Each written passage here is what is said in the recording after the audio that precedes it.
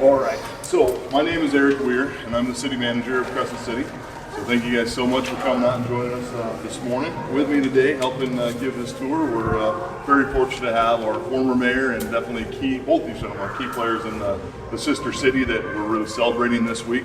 This is our former mayor, Blake Inscore.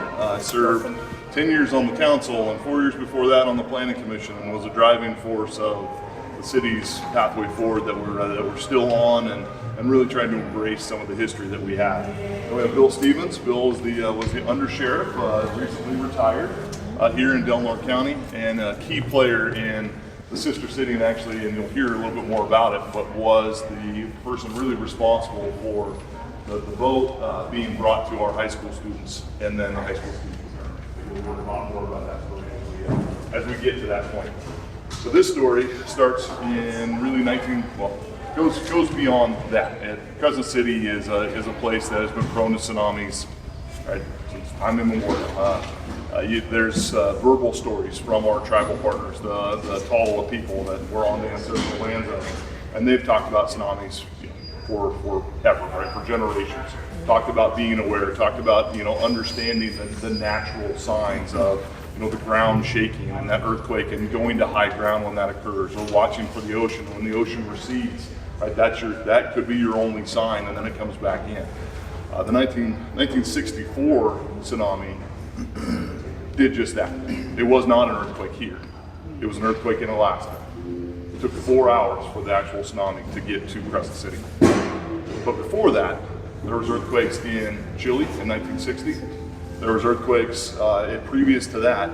And so the town had grown accustomed to tsunamis and tsunami warnings and tsunami evacuation,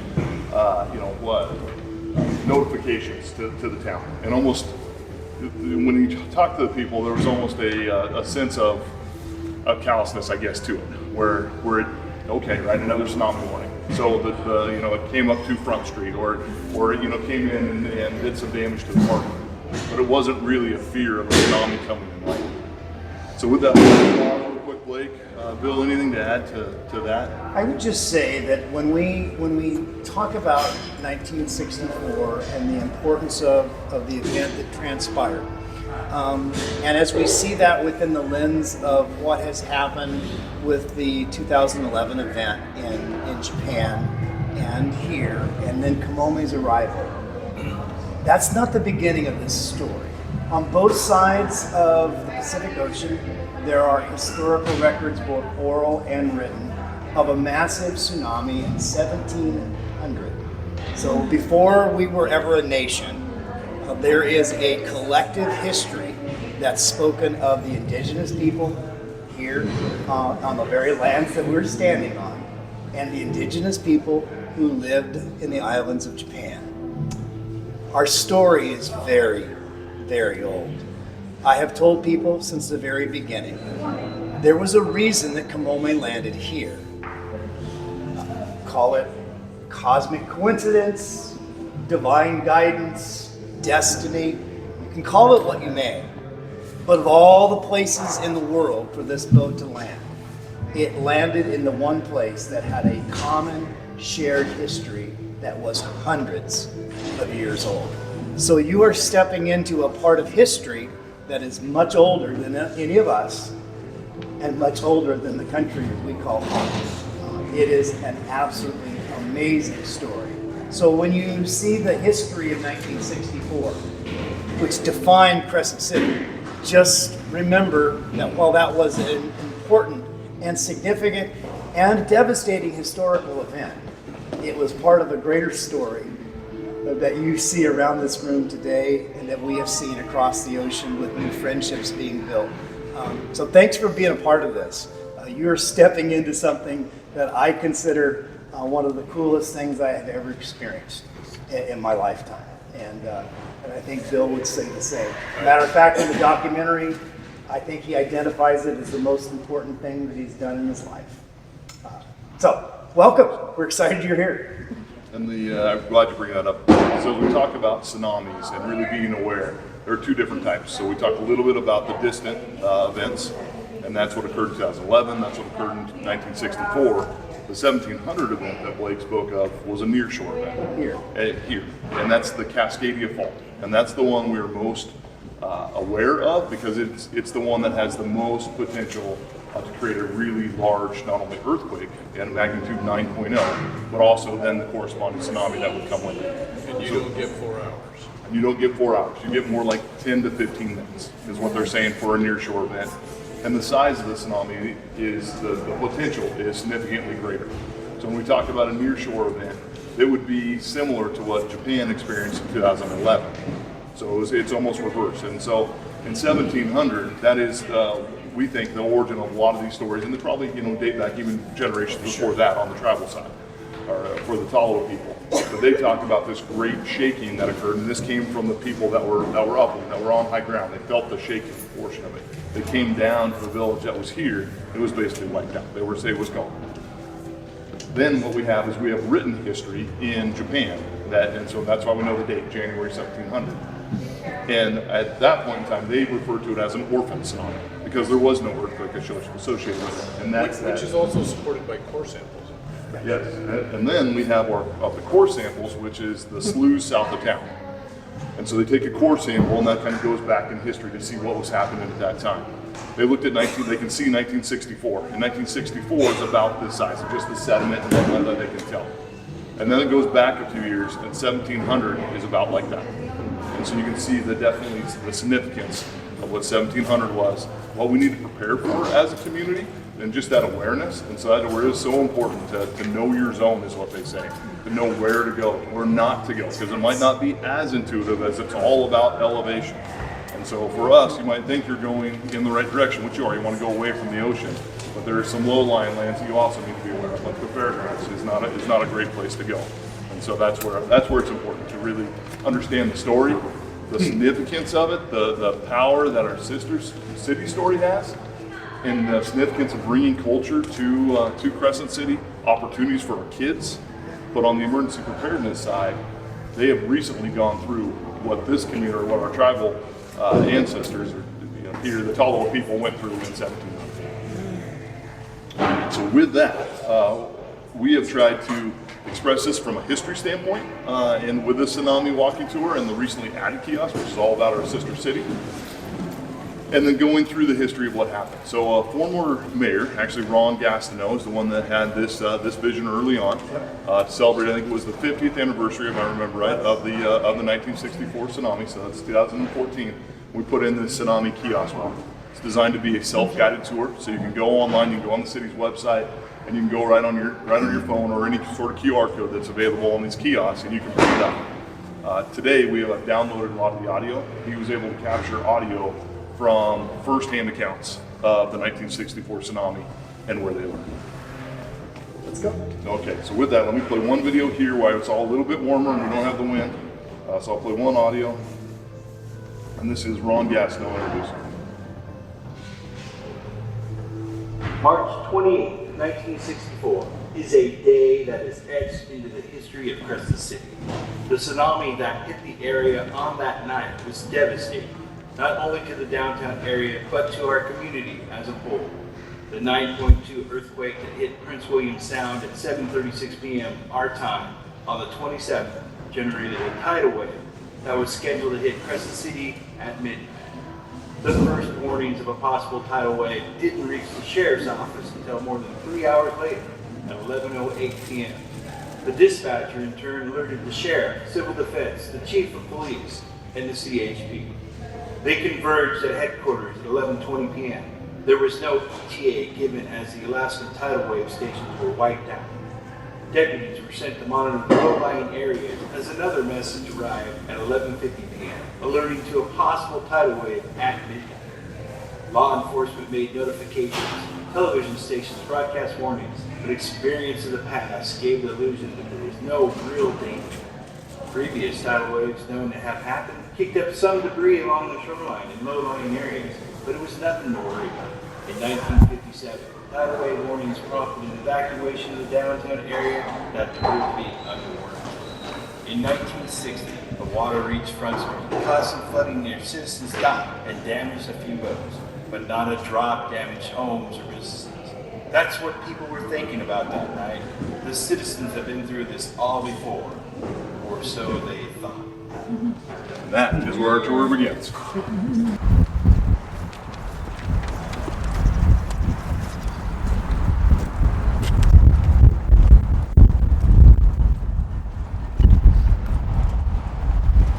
we'll talk about it a little bit more, but this is Elk Creek that comes in. Elk Creek is the place where a lot of the drainage comes out of the cities, but also the wetlands in behind and drains out to the ocean. It's also the low point.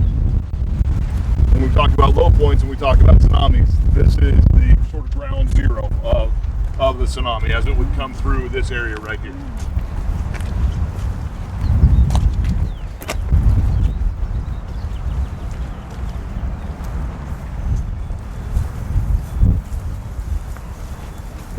These are some of the kiosks that were developed for the tsunami walking tour. You see they have flags on top of them. This flag represents the water height at this location in 1964. What it doesn't represent is it doesn't represent the strong currents that are also associated with a tsunami and debris and everything else that they bring, which can be some of the most dangerous parts of a tsunami. This kiosk is really a lot about the tetrapods and the dolos. So what you see here is a dolo. These dolos, I think, weighed 15 tons, I think. So this structure is 50 tons. This is sort of the 2.0 version of these structures. These structures were placed out along, and if you come to this side, you can see the top of that rock.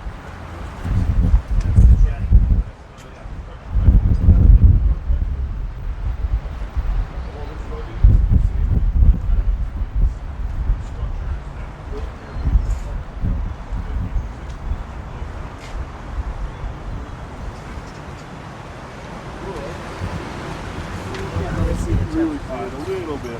You can see a picture of one here on the kiosk. They're about half the weight, about 25 tons. 25 tons. Look, you want to talk a little bit about what happened to the one that was placed down here during '64? So in 1964, the one that was placed on display, 25 tons, the water actually displaced it and moved it off of its mooring.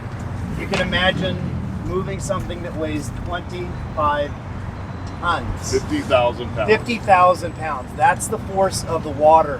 When people think tidal wave and we think tsunami and we think movies, you don't outrun it.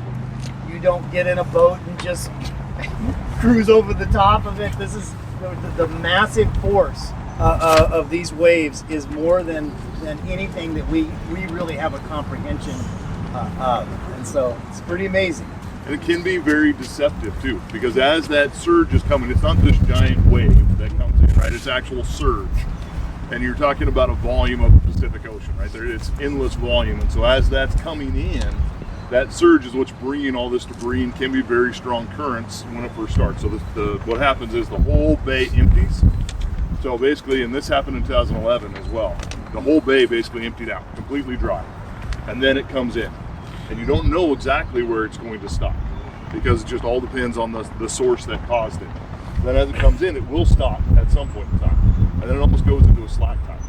So it can be very deceiving at that moment. And that's a story that you'll hear just down the road in that sort of condition, because as it stops, then it comes back out. And it wants to find its own level again. It wants to return back to where it was. And so then it comes out, and it comes out very quickly. And that can also be just as deadly as when it's coming in. How deep is the bay? The bay's actually fairly shallow. There is a federal channel that is dug for ships and whatnot, but if you look at this beach right here during low tide, you can probably go out 200-300 yards, and it's only hip deep. It's great for windsurfing, kite surfing, those types of things. But it's not very deep. But then, with the force of water, though, you get very deep. And so those are some of the things just to be aware of, and some of the stories that you will hear. The other thing that you'll hear. Pause real quick. Bill, anything to add to that from your perspective? Just something funny, maybe. Over the years that we've done all our emergency preparedness, sometimes you'll hear from knuckleheads, and many times I've heard I'm a good swimmer. I'm a good swimmer, yeah. And so, they're not too worried. And then, you think back to what these guys were talking about the last few minutes, and some of the debris you might have seen from the videos in the water during these events in Japan, and there's no such thing as I'm a good swimmer. No, Just something else from a perspective, and we won't get to this until the end of the tour, but scale. Okay, we're going to see these flags throughout the tour, right? So if you look at this flag, we can just estimate, right? I can reach about 8 feet. a little over 9 feet. Okay, so it's a little over 9 feet. I want you just to keep a number in mind, because in Rikuzen Takeda at ground zero, it was over 15 meters. And actually, as they've gone back and looked, it actually crested over 52 feet. They used 15 meters as that standard thing. Don't tell them yet. Okay. I just want you to imagine, this is 9 feet. Okay, so we've got to be 5 times this. And that was And a that's lot of damage for 9 feet. too. This was a lot of damage for 9 feet. But it's why we did the event that we did yesterday with an education piece for students, is they need to understand the magnitude of what happens in a near-shore event. We just had a recent evacuation. We didn't know. Our first thought was this could have been a real event. We had an earthquake nearby, and all the students evacuated. And we talked about that a little bit yesterday with students at the education event yesterday morning. It's important to understand what we're talking about here, and it is far beyond what we typically think of from the standpoint of a wave of water. They thought it was coming. They thought that earthquake in Humboldt County was going to generate a near shore event, and we had about 10 to 15 minutes. And now we have the modern day technology, and so first, your phone alerted you to the earthquake, and then we all felt the earthquake in City Hall, and then it was followed by a tsunami evacuation request, basically at that point in time. And then immediately, and this was fired out of Humboldt, they played the tsunami siren. So this is what our community heard.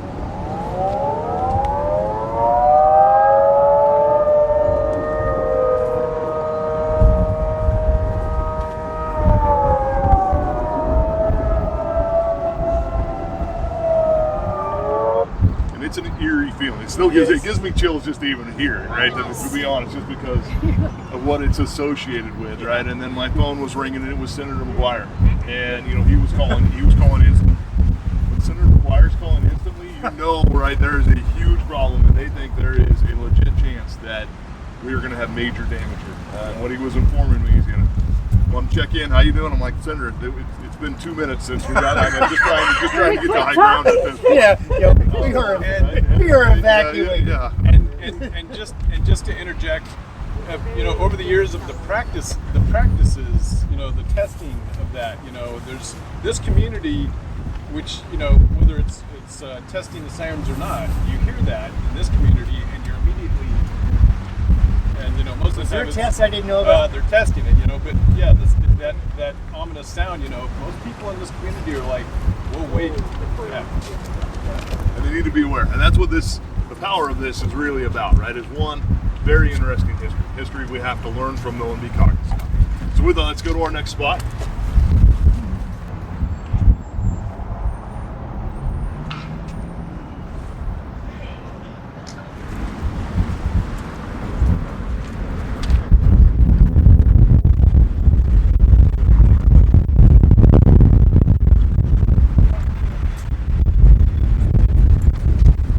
So as we come into our next spot here, it's unfortunate somebody graffitied this one. But I will point you to the QR code here. So this QR code is basically your plan flip that you can get the images on, and they're on each and every kiosk that we have. And you can see again the flag. So this is the height of the water that comes through here. This is also where I'd like you to take a look at your maps. And so on this map, let's look at exactly where we are. So let's come up on the bridge.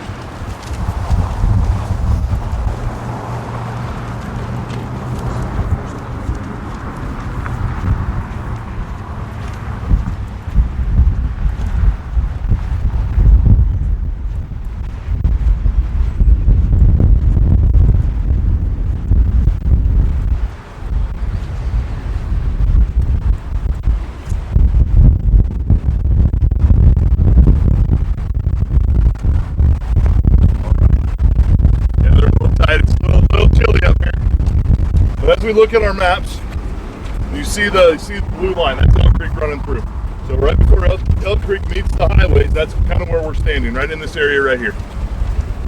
What I want you to also pay attention to is there's a little dot that says Long Branch Tavern. The Long Branch Tavern would have said just on the other side of this parking lot right here. And that's the story that I want you to listen to, because this is the site that most of the tsunami victims that lost their life, this is where they were, right here. So as you look at this bridge wasn't here, but a lot of this structure was. And a lot of the debris you see here was also the same in 1964. So let me pull that up. All right, hopefully you guys can hear this.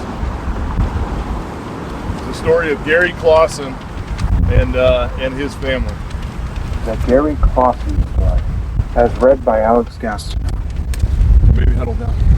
It was the night of my father's birthday, and we were all home when we heard the news. We decided to go down to the Long Branch Tavern and get our money out of the till. While my mother was getting the money, we were sitting there having a beer, as there was no water and it appeared normal. There was my mother and father, Gay and Bill Clausen, Nita and Earl Evans, Mac McGuire, Bruce Garden, Joan Fields, and myself. A highway patrol car came screaming by, stopped and backed up. The patrolman yelled, "Get out, another wave is coming." As I headed out to the front door, I saw the back part of my car starting over Dad's. That's how fast it happened. By that time, the water was coming in the back door, and everybody had jumped up on anything they could. The jukebox, the bar, anything. The whole west wall of the Long Branch caved in, and the lights went out. The floor buckled around the posts, and the wood floor was all that held the place together. We rode it out in water with just headspace to breathe in. I decided to swim out and get a boat, as the Texaco plant caught fire, and we were afraid of the concussion if it should blow. McGuire and I swam out to his place, and I brought a boat back in the pickup. When I got back, I heard people yelling in the darkness. I helped an elderly fellow named Bill, and a young man about 20.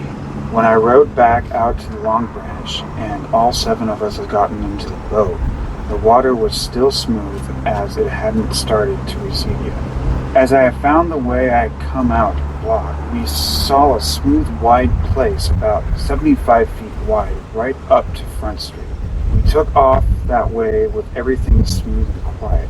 We were about 2 or 3 boat lengths from the bank when the water started to recede, and we realized we were in the worst possible place to be, right in the middle of Elk Creek.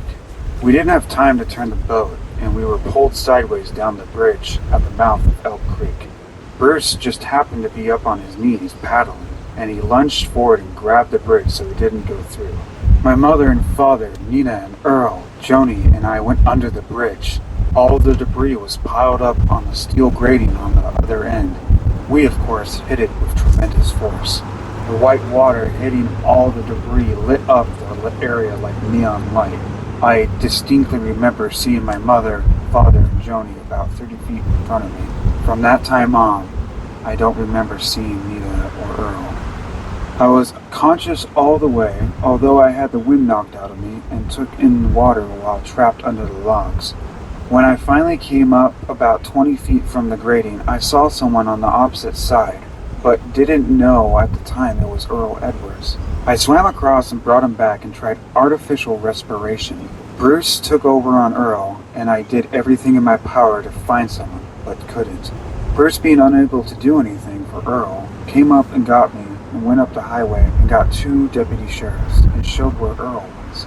They wanted to take us to the hospital, but we told them no. After getting a change of dry clothing, we tried to get back down there. Martial law had set in by then, and we couldn't get into the area. It was about 4 or 5 hours before they brought in a scoop shovel and found my father. I understand it was an hour and a half later that they found my mother. Nita and Joni were found when they had loosened up the debris, and I know if I hadn't pushed hard and hadn't done a lot of diving before, I would have been there too. So that's the tragic story of Gary Clausen and the Clausen family. It occurred basically right here. So the Long Branch Tavern that they talked about was just up there. The tsunami came in, the surge came in, right? They felt it, went slack, they went and got the boats, they got everybody, and then it receded. And when it receded back. So the 3 probably a lot more than what that he was talking about to try to go through. Another account that I've heard of his is what really saved him is instead of going up, he hopped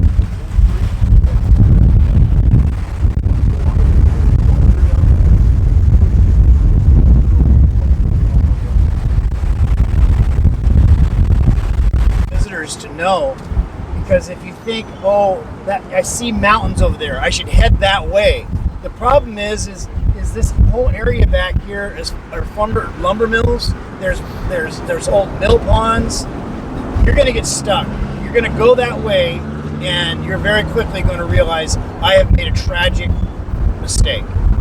But instinctively, you see mountains, head for the mountains. Unfortunately, that's the wrong place to go in the context of where we are.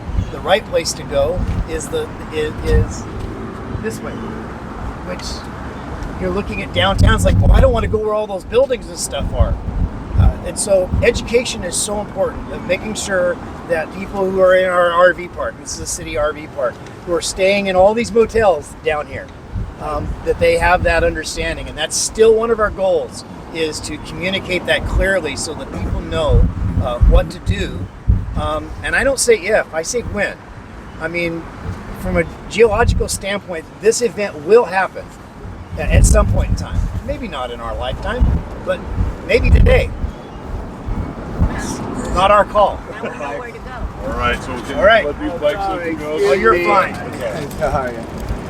This is the Redwood State National Parks building here. So we have a lot of our visitors come here. We do have a large project and an idea in mind to turn the Park Center into a joint visitor center with National and State Parks, as well as the Chamber of Commerce.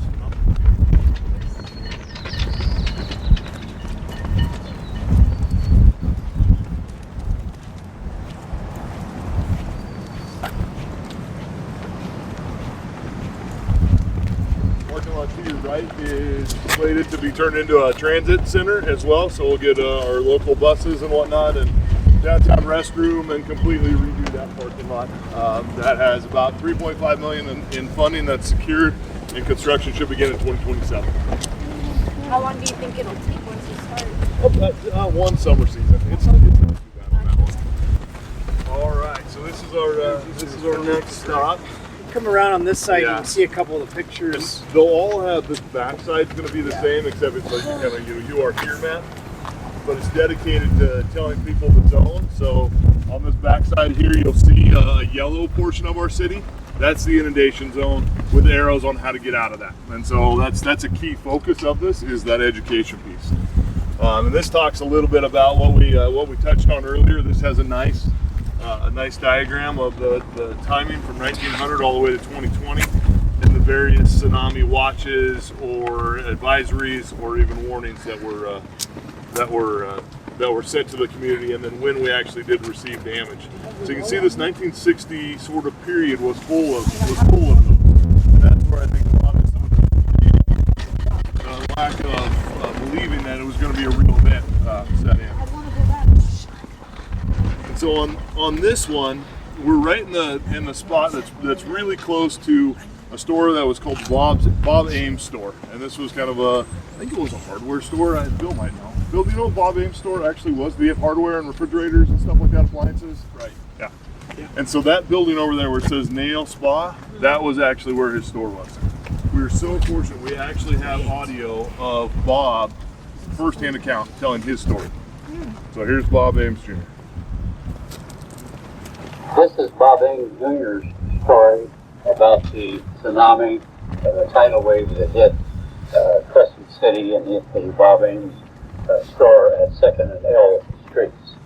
And that was on March the 28th, 1964.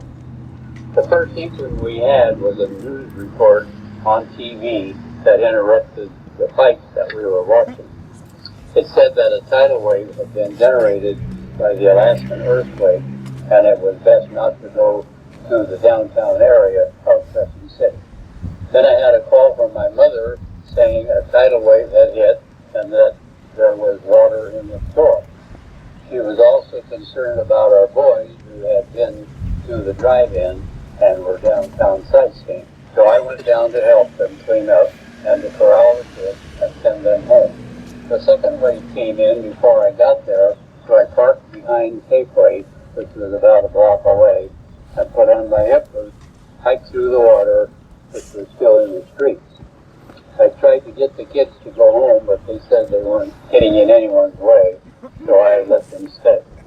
We were stuffing rags in the cracks around and under the doors of the store when the third wave hit. My son, Brad, came inside while the other son, Guy, and his friends stayed outside. We were mopping up when my brother Bert came back where I was at and said, "We've got to get out of here. The water is up on the windows." I went to look, and it was like looking into an aquarium. The water was about 4 feet up on the windows. We decided we couldn't get out, so we went upstairs to a little storage area. My mom and dad, brother Bert, son Brad, and I all converged on the stairs at once. Then the fuses blew, got dark, and we had just gotten up there when the windows started breaking. It sounded like shotguns going off. Later we found glass embedded in the back walls. The two interior walls also collapsed. We felt that we had made a narrow escape. We decided to kick out a rear wall upstairs, which was made of corrugated sheet metal. This enabled us to step out onto the fiberglass rain protector roof that we had over the parking lot entry. We then had a panoramic view of what was happening. My son, Guy, and his friend climbed on top of my car that they had taken to the drive-in, but the windows were rolled down so it sank. They then climbed on top of my dad's Suburban, and one of the boys was on an old trade-in refrigerator that was floating. As the refrigerator floated by the car, the boys on the Suburban grabbed the fella on the refrigerator, and he scrambled then onto the car. The water created circling eddies, some of which carried the boys toward power line. Big flashes were coming from the transformers. It was looking like war. A car with 2 people in it floated by and lodged near the building. The water carried the boys near a building that housed a bakery and hospital and the upstairs apartment. They slid onto the carport road at the bakery. 2 of the boys came down and helped the people get out of the car and up the stairs to the apartment. The water began to recede, and various things were floating by. We decided we had to get out of the building, so we climbed back down, hiked around through the store over the debris, broke out a window in the storeroom, and we waded out towards the Safeway store in waist-high water. What an ordeal. That was Bob Ames' first-hand account. So that building right there is the building that he was in, the one that says Spa and Nails. We get down, we'll walk down a little further. The Safeway building he was talking about, it's his grocery outlet, is what it is now. And so that's where they were walking out and still waist-high water. Bill, Blake, anything more to add on this one? Just that the boys ended up almost out. If you can imagine, if you've been to the lighthouse, that's Lighthouse Way that the street is on. That's where they ended up, down by the hospital. That's where the old hospital, Seaside Hospital, was. So they rode the Suburban, better that than the refrigerator. From here, what is that? 11 blocks. Yeah, about. Yep. And I'd just like to remind everybody that that would be an awful thing to experience right now at 11:20 in the morning. But just to remind everybody, It's pitch, midnight. It's pitch dark when all this is happening. And the sound of water and it's moving. Oh, so scary, right? Let's go. We'll go this way, and then we'll swing back around. Probably the right way to do it. So we'll keep walking down. Free wind. Last time I tried to do the Tsunami walking tour, it just poured sideways. Almost like I guess See, a lot of these buildings have the same sort of architecture, that 1960s architecture.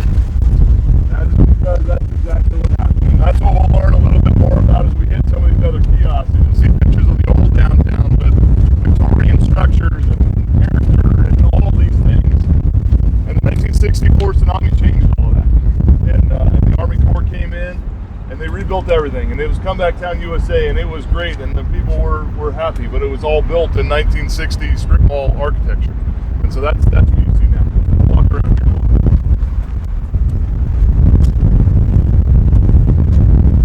here. A local tile artist that's here works with kids primarily, and so they've created each of these puzzle mosaic murals.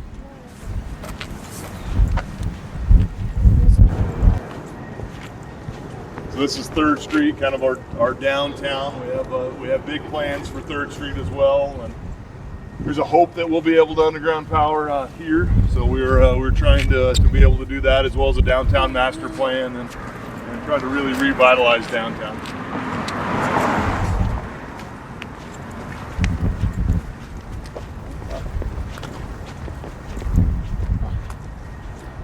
That is a little bit unfortunate.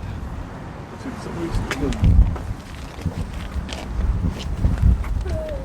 there was a little flag on this guy as well, but the water height here was right in this area here as it was coming through. Blake, Billy, you guys want to talk a little bit about downtown?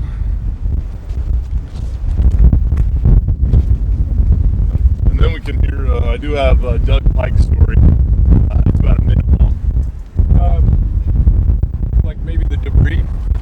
Sure. The debris, the buildings, the architecture, right? I mean, some of that stuff. And that's something that we see, like we're going to talk about Rika's and Takeda, our sister city, down the road here a piece, but that's what we witnessed here in 1964. Is you've got this thriving small town, fishing and logging community, and you look around now, it looks pretty good, but you look at all those old pictures, it was just devastating. I mean, and a lot of what I haven't seen that I wonder about is what it looked like, the transformation. I was able to see the transformation in Rika's and Takeda, and I can talk about that later, but I wonder about the same thing. There must have been just piles of debris Bulldozers. piled up, and bulldozers and fires to Pushed get it all rid of everything. into Beachfront Park. And then you have to ask, the question is, all right, so where you went to get your goods no longer exists. And so, and I don't have the answer to these, but that stuff had to come from somewhere. And there was a lot of, I know there was, from talking to my grandparents at the time, there was a lot of military had brought a lot of rations in. Would be, Korean War, World War II, Korean War rations and stuff like that. It was a different life for everybody. Yep. For a period of time, it was a different life for a while. Yeah. Town changed instantly.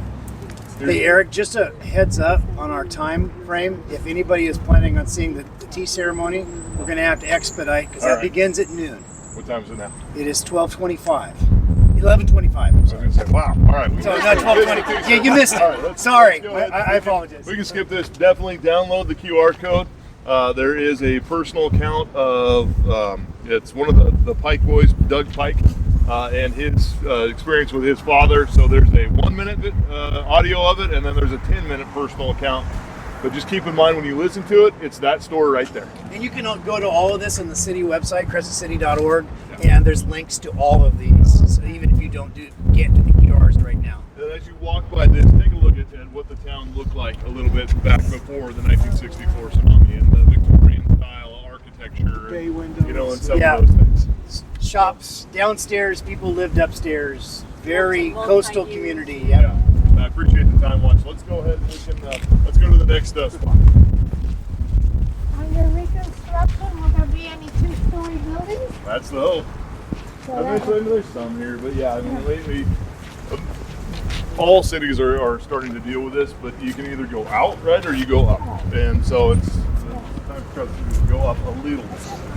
All with a sense of context and not losing our small town charm and feel and, the connection with the natural resources. We want to do it right. And that in the 300 years from 1700, you say, connect something Victorian, the Victorian thing tidal waves and survived it? Well, not really, because those didn't really come in until about 1900 or so. But the tidal waves No, the Victorians, right? Or here. You mean Crescent the City 1800s? This is Victorian and Yeah, 1800s. that late sort of Okay. 1800s to right around 19th, turn of the Okay, century. alright. And that's what you see with Crescent City. Crescent City was founded in 1854. Really, the first settlers didn't come until about 1850. All right, so this is our next stop. The highway actually used to come right through here before 1964. So this is 2nd Street that I'm standing on right here, going all the way down and through. This used to be the highway as it came in, and then it turned down 8th Street, which really created some nice economic opportunities. When the tidal wave came through and they rebuilt this area, they rebuilt it as more of this pedestrian sort of mall type of area, and then a very significant memorial fountain. So the fountain you see there was designed by a pretty famous sculptor. His name was Bruno Groff, and was all about the tsunami and the victims that unfortunately lost their life. That's what this station is dedicated to. If you look at this picture here, you will see that there are 11 names, and these are the victims of the 1964 tsunami. And these are where basically they perished. You mean only 11 people perished in that tsunami? In the 64 tsunami. Oh, we didn't call more. Well, but it wasn't, I mean, it was a significant event. You can kind of see, like, in through here, the dark blue, that's where you had, 6 feet. And so, I mean, there were significant lives lost, but we were very fortunate that it wasn't larger. There's the Clawson couple here. And there's the Clawson right in Elk Creek right there where we were. And Eric, and because I might forget it down the road, during our 2011 event that destroyed the harbor, we lost a life too during that. Lost another one. That was in Klamath, and that was a person that actually went to go and I think observe the event, and unfortunately was swept away. And I know that I'm the one that said we were short on time, but from a perspective of you mentioned something about swimming and this and that, the individual who was swept out to shore in Klamath, which is 18 miles south of us on the Pacific, the body was recovered into Columbia. Wow. Yeah, in Oregon. In Oregon. Yeah. Yeah. So, you don't outswim this. I mean, stories of riding refrigerators and Suburbans, those things may happen, but that is never a good idea. And they were fortunate because it was significant.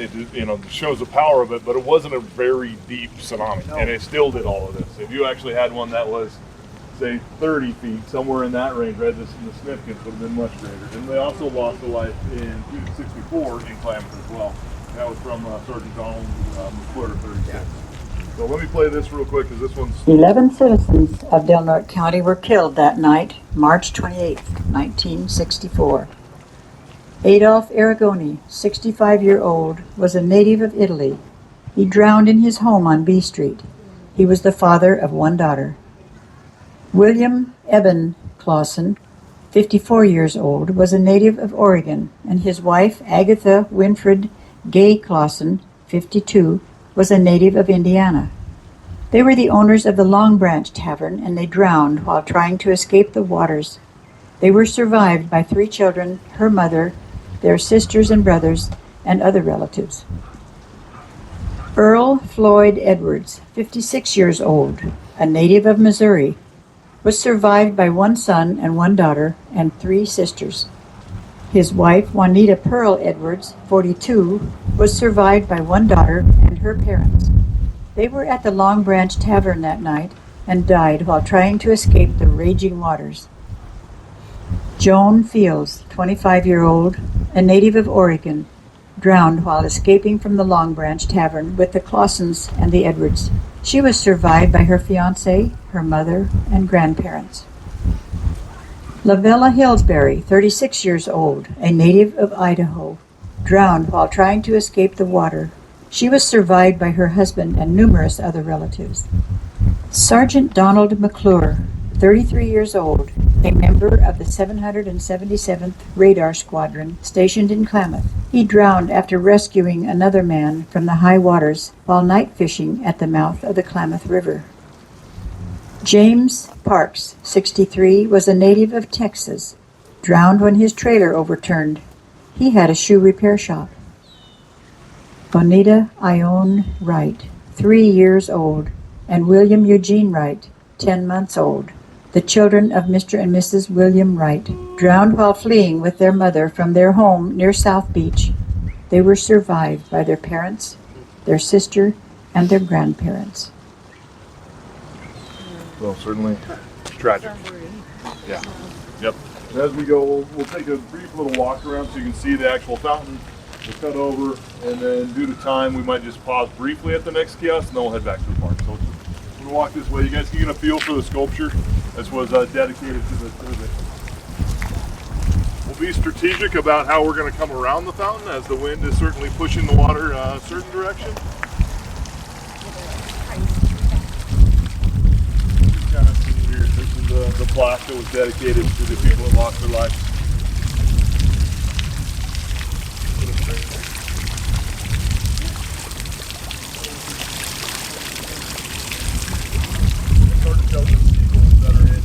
Seagulls that are in this sculpture. And as you learn about the sister city, and you learn about Kamone, the translation for Kamone is seagull.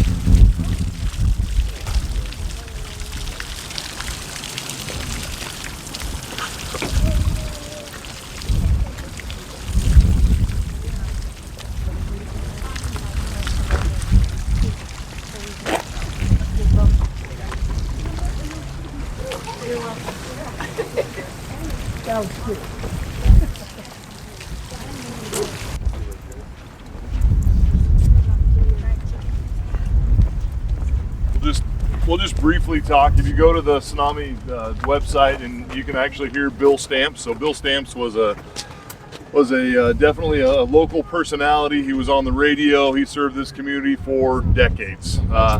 He was quite the personality, that is for sure, and definitely cared deeply for Crescent City. And he actually kind of coined the term "Comeback Town USA." If you come this way just a little bit, you can see it a little bit better. So come this way. See the top of the tower there, or the top of that building, that sort of 3-story portion. So this used to be the radio station.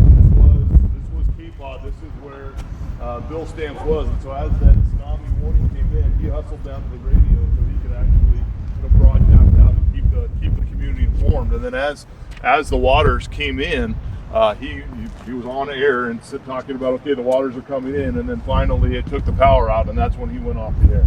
So that is how a lot of people actually got their information that day. That's his first-hand account. So I definitely, you can go to the website, you can hear him actually tell that story. So that is that. The other piece is the murals that we have. We have a Tsunami mural as well, documenting some of the devastation that occurred in 1964. Again, very interesting history, part of our community, part of this place forever. Something to be aware of and just be cognizant of, and that's what this whole thing is. Okay. All right, so we're moving on as we're.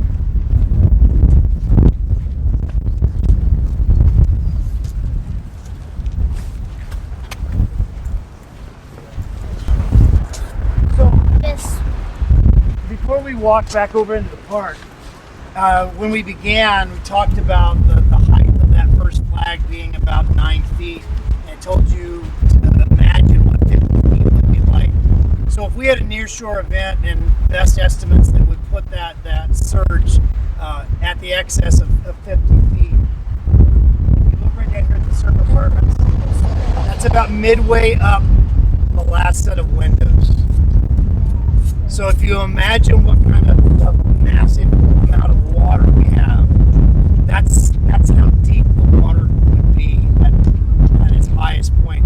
We're still just 12 or 13 feet deep high here. So, but just scale to understand the massive. And if you look at any of the pictures from Japan in 2011, you see these massive surges of water with cars and buses and stuff.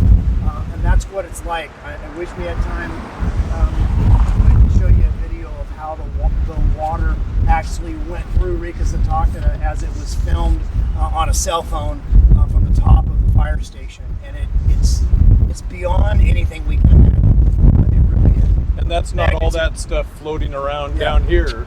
It's up there. And then to give you perspective, this is another good street, just real quick. So if you look back, you can see how the street rises. The building at the very end, that's where you need to be. So at the very end, where you see the garage door down there, that's where you have to get to. How wide was the way? It's all about elevation. So it's not really a single way to form a surge. You're just going to come into a certain elevation.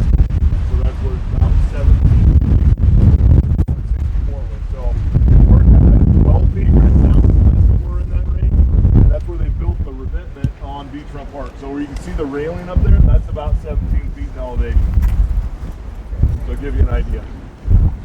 Keep going. All right, so here's another station across. Kind of talks about the park, and how it's more than the park, and the building of the revetment, and those pieces of it. And so definitely go across the street. You can learn all about this. But this is the newest addition to the Tsunami Walk, and so the Tsunami Walk was first put in 2014. This edition was put in 2022. I think, right? Yeah. And with that, I will turn it over to these fine gentlemen, as they are the part of the founding fathers that really has led us to this place where we are with our sister city and the relationship and all the opportunities. So with that, Blake and Bill. The kiosk here, just so you know, if you want to try it, the volume is really low, and when you push once and wait, there's about a 5 or 6 second delay. But it's really hard to hear, too hard for us to hear with a group. You have to be right up against it. Did you want me to play it? I have that. So we don't, it doesn't matter. The reason that we connected this is because of the amazing story of resiliency and of hope that was built between our two communities. When we established the sister city in 2018, my friend Futoshi Toba, who was mayor of Rikuzen Takeda, he had only been mayor for a month when the tsunami hit in March of 2011. He lost his wife in the tsunami, but he dedicated his life to rebuild that city as a global city of purposeful inclusion. What we didn't know was that when we were inserted into the story 3 years later with the boat, that began to build a sense of hope for the leaders and for the community. And then when they were here and we established the sister city in 2018, Mayor Toba indicated that the establishment of this relationship and our kindness, beginning with our students, and then our willingness to come and to not offer anything other than friendship, was the hope that got him through this deep, dark, tragic time in his life and the life of their community. But this all begins, and we have this amazing mural that was done by Harley Munger and Laura Haven. We have tiled murals all around our community to commemorate this amazing story and the journey of Kamone. 2 years across the Pacific. It left the area where Takeda High School had their marine sciences boats in the harbor, and it would travel across the Pacific for 2 years, from March 11th, 2011 to April 13th, 2013, almost 12 years exactly to the day. Out of that, Bill Stephen, as a part of the Sheriff's Department then, came up with a brilliant idea. I don't know that he would have known it was a brilliant idea at the time, but it was a brilliant idea. He asked his son John, who was a high school student, if they would be willing to do something to maybe see if we could clean up the boat and send it back. And with that, I want Bill to kind of tell us how where we are today all began with an act of kindness. All right, so I'm going to give you guys the backstory, but you're not done. So you guys are all familiar with South Beach. First of all, let's talk about our community. Here we are up in the north. We're a quiet little coastal town up in the north. Logging, fishing, tsunami history. So Rikuzen Takeda, we've mentioned that many times, our sister city in Japan, which is in the Iwate prefecture. Same thing. Small town up north, logging, fishing. You know how sometimes we'll go up over to I-5 to get more businesses and get on that I-5 corridor. Same thing, they have the bullet train gets to a town, and then you have to take a road that's like 199 down to that little town with so many similarities. So emergency services wise, you had the Great Tohoku earthquake of 2011. We're having lots of meetings after that, destroyed all the stuff here, but we had lots of meetings about things over the next couple of years that could come over, land on our beaches, possibly from Fukushima, concerns about radioactivity. Nothing ever was found on the West Coast that was radioactive, including our boat. I like to point that out. So we were kind of waiting for this kind of stuff to happen, and not as much as anticipated showed up, but Kamone did show up on our beaches, and it was upside down. It spent most of its time in the Pacific, getting here upside down. That's all those pelagic gooseneck barnacles that you see in there were exposed to the water from underneath and thrived while it was coming over here. So it lands on our beach. We get the boat here. We clear it, make sure it's not radioactive. But what happened is we found out that it was from the Marine Sciences unit of the Takata High School, and a couple of teachers and several students, along with thousands of people, perished just in the Rikas and Takata area. And so they found out that the boat had made it over here, and that our connection with Tsunamis in a small town, and so they said, hey, we want this thing back. We're going to put it in a museum. They just felt really connected to us from the beginning and the boat. So I decided, all right, I'm going to get this boat back. I don't know how I'm going to do it. And a couple weeks in, I'm like, did I tackle something that I'm not going to be able to finish? And this is where I love this part of the story. I credit the San Francisco Giants, because I was watching a San Francisco Giants baseball game, literally, when the light bulb clicked on. Hey, I got a sophomore in high school son, and this boat belonged to a high school. Why don't we make it high school kids doing something for high school kids? I called my son John in. I said, hey, what do you think? He thought it was a great idea. We met with the school that next week. They thought it was a great idea, and everything started moving fast. And eventually, through large donors, we got the boat back to Japan. I think it spent some time in their version of the Smithsonian temporary before it actually made it to Rikazakata, and then put in a temporary museum up in the hill because the town still wasn't rebuilt much. But we also had to go to the prefectural capital of Iwate, which is Morioka. We had to address the governor of the Iwate prefecture. My son had to give a speech. He was a little bit nervous. But we were talking to somebody from the State Department in a conference room before that. And one of the kids asked that guy, what do you think about maybe our towns being sister cities someday? And the guy threw cold water on it. He said, that's a big thing, and not likely to happen, and you guys might be putting the cart before the horse, and a lot of negativity. And I was listening, a little ways away, and I thought to myself, no, I think we got a good recipe here, and I was right.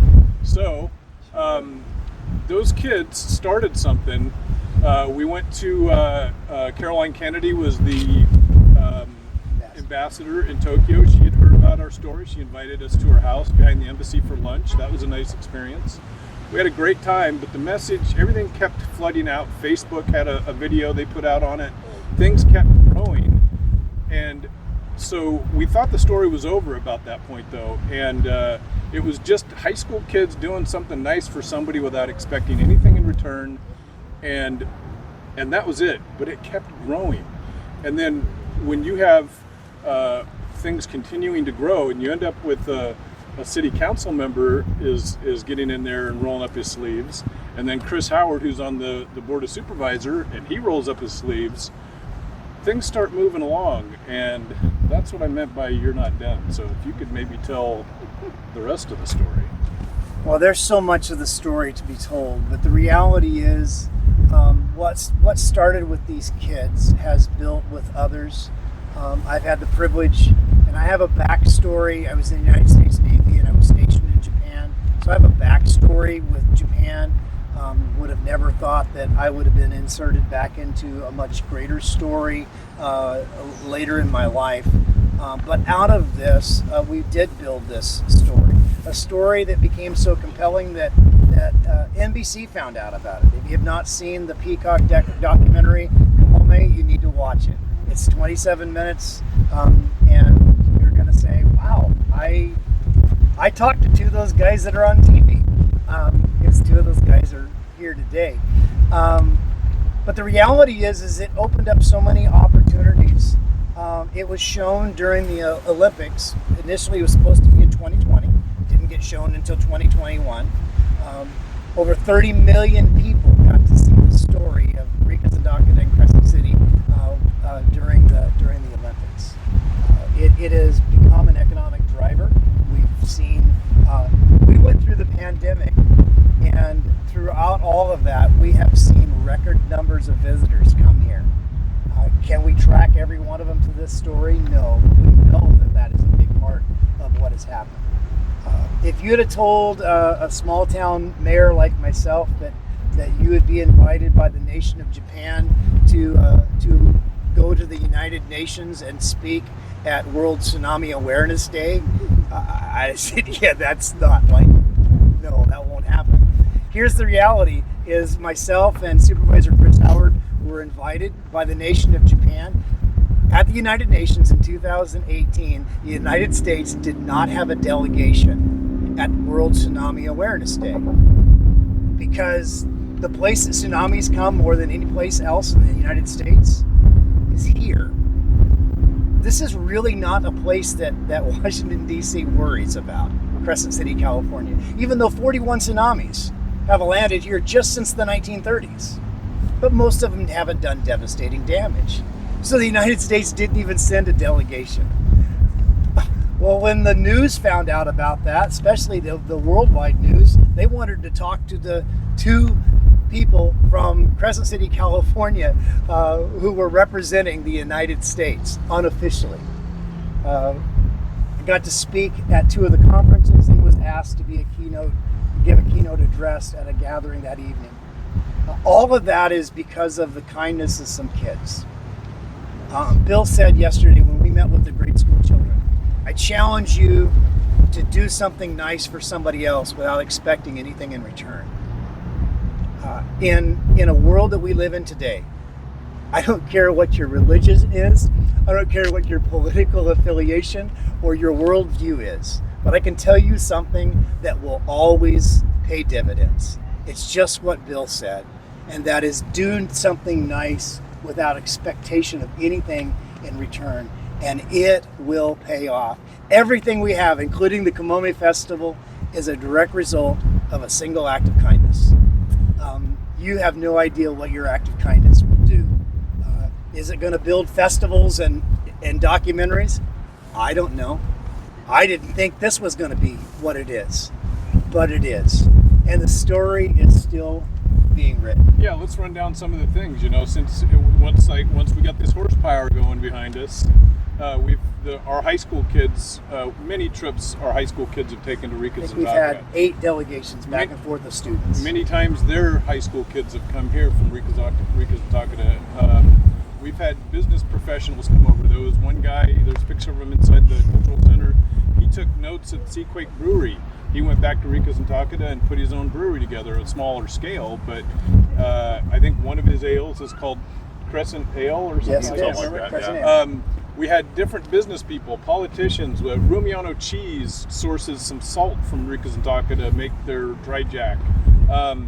We had a grant from the embassy in Tokyo where we had 20 plus teachers from Rikazandaka to come over here and learn different skills that got the attention of the prefectural government. They said, hey, well, your numbers are changing for the better. What's going on? They said, hey, that was that thing we went to in Crescent City last year.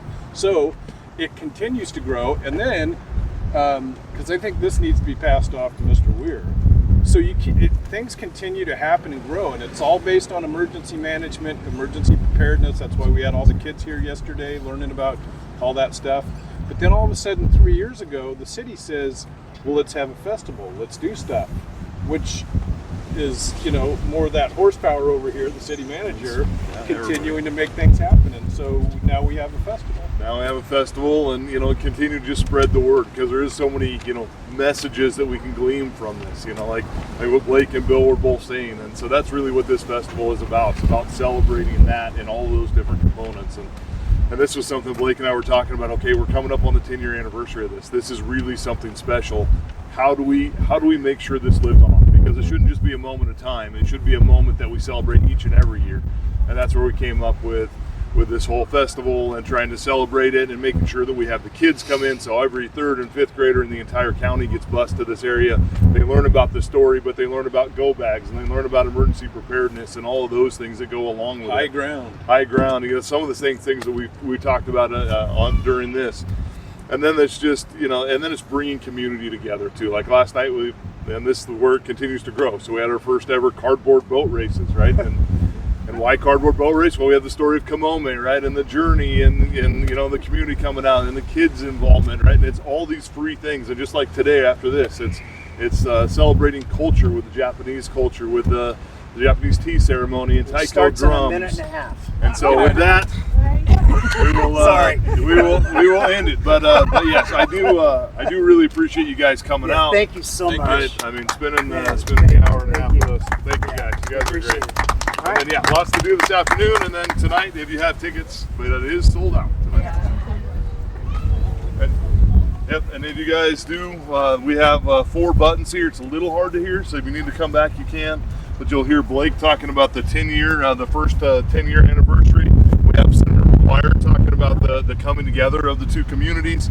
There is the mayor of Rikuzen Takeda, Futushi Toba, in Japanese, and then translated are these bottom 2 buttons. And so some real powerful stories here. I do encourage you to press those.